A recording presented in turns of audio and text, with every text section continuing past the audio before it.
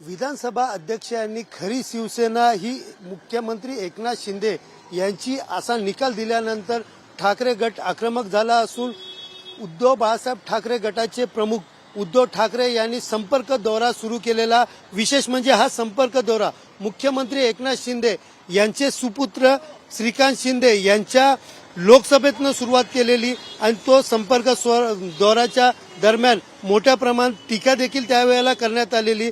मुख्यमंत्री एकनाथ शिंदे यांच्यावर देखील मोठ्या प्रमाणात टीका करण्यात आलेली व त्यानंतर उद्धव ठाकरे यांनी यांच्या दौऱ्यानंतर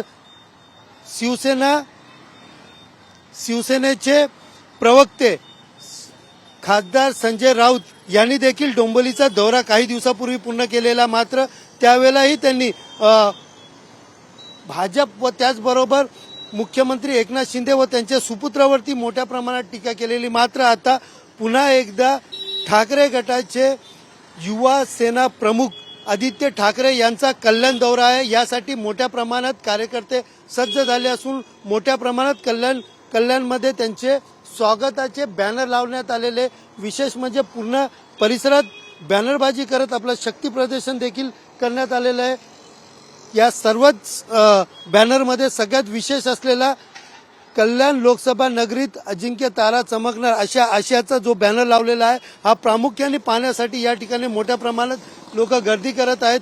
एकंदरीत पाहायला गेलं तर आज सायंकाळी आदित्य ठाकरे यांच्या दौऱ्यात नेमकं कल्याणमध्ये ज्या सुरू आहेत घडामोडी, या कल्याण लोकसभेमध्ये भाजप आमदार गणपत गायकवाड यांचा गोळीबार असेल, त्याचबरोबर शिवसेना शिंदे गटातील शिवसेना कल्याण शहर प्रमुख हे जखमी असतील किंवा अनेक घडामोडीवरती नेमकं आज संध्याकाळी आदित्य ठाकरे हे कशा प्रकारे संभाषण करतील व आपल्या कार्यकर्त्यांना नेमकं काय कानमंत्र देतील हे पाहणं महत्त्वाचं राहणार आहे। कॅमेरा पर्सन आदिलसह सुनील जाधव, TV9 मराठी, कल्याण।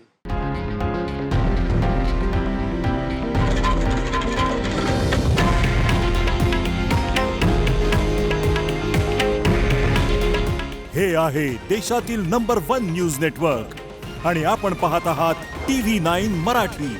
काळजी तुमची, हित महाराष्ट्राचं।